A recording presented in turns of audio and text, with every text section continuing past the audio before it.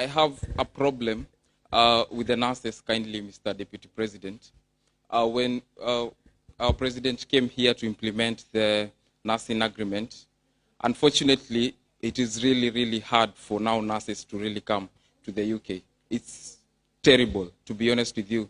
We are the only country in the amber list. If you could check on how the UK normally allow nurses to come here. So basically, if you could assist us to get a better plan and a better deal, like other countries like Philippines, and then if you could please, because I believe God will give you the opportunity to lead the country. I'm a bit nervous. Oh my God. It's okay. No, let him finish. Let him finish. I'm from Dandora. It's a privilege to talk to you. I'll be honest.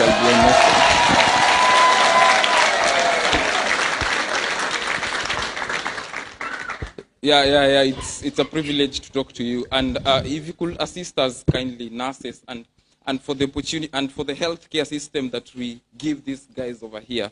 My own is my dad has hypertension back home, and I feel when I take good care of patients here, unfortunately, back home, I send money for him to get treated. I wish if we could have such a health system, back home, and also for the nurses. Thank you.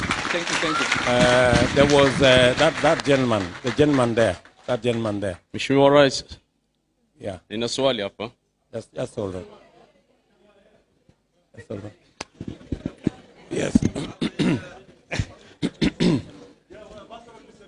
Your Excellency, the Deputy President, thank you very much for giving us the time. Mine is more looking at opportunities for veterans. There was a time we spoke to the Commonwealth Graves Society here, and they mentioned that there is a lot of people who fought in the World War and they have not been commemorated. So I wanted to ask whether there is a way that when you're doing the proposal, you can add that, because we are working together with our 254 chair in that consideration. So that could be something that could be added. Thank you. And we can work together. Thank you. Let me start with him. Just hold your horse. Yeah. You will be next. You will be next. Yeah, we'll give the fellow with disability, don't worry. Let me start with that gentleman. In our delegation, as you have heard, we are going to specifically have a charter with the diaspora. And we want that charter with the diaspora to be negotiated so that we have the priority issues. And amongst them, exactly what you're saying, David Ndii is going to be here. He is our economic guru. He is going to be here specifically to engage with you as we did with your colleagues in America on the priority areas. I recommend that because we are here for the next 2 days, that Dr. Masera, please facilitate so that the meeting with the people here through the chairman can be, because the people in the US documented, they gave us a written submission. If we can get the same from you, it will inform our priority list as we develop the charter with the diaspora. That's one. My good brother, the young man from Dandora, you have spoken to the heart of an issue that even had escaped my mind. Today, we are having a conversation that Kenyans in diaspora are contributing 400 billion shillings to our economy every year. They are the biggest stabilizers of our foreign exchange challenge. But we are not having the other conversation. The more important conversation is it possible for us to take it from 400 billion every year to 1 trillion? how do we leverage on our human capital? Because we have one of the best human capital anywhere in the world. How do we leverage on that human capital to grow the economy of our country? How do we do what the young man is saying there? How do we facilitate more nurses to work in the international space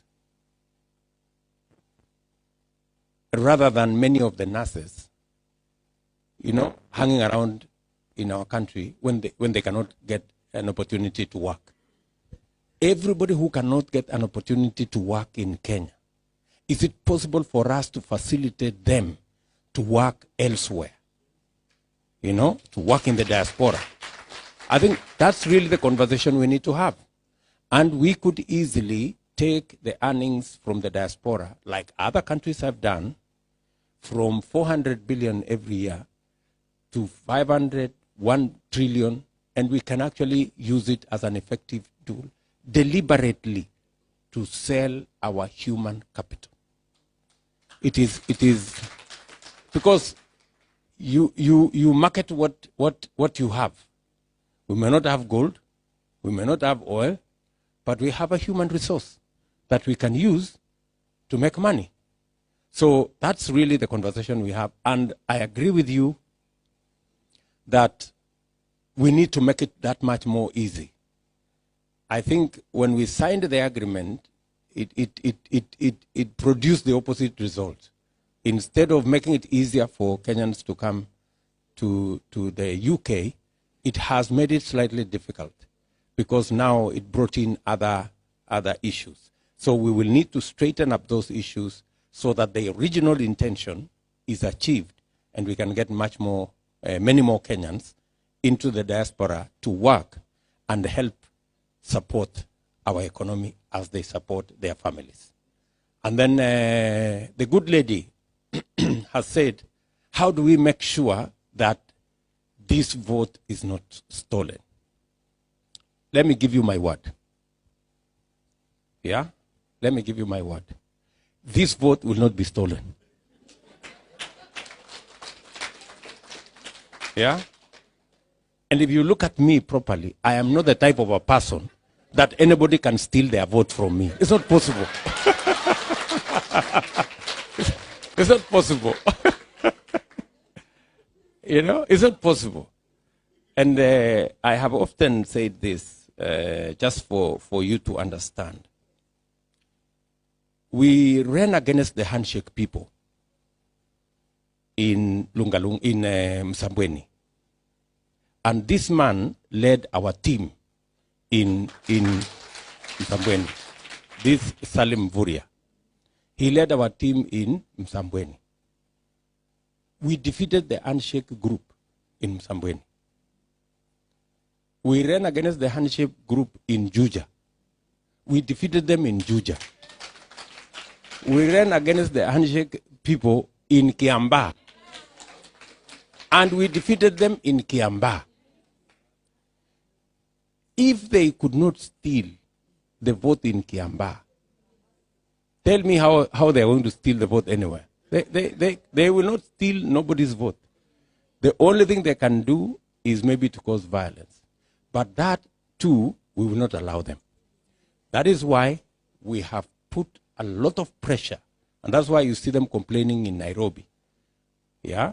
That they are complaining that we have told the international community that there must be free, fair, and peaceful elections.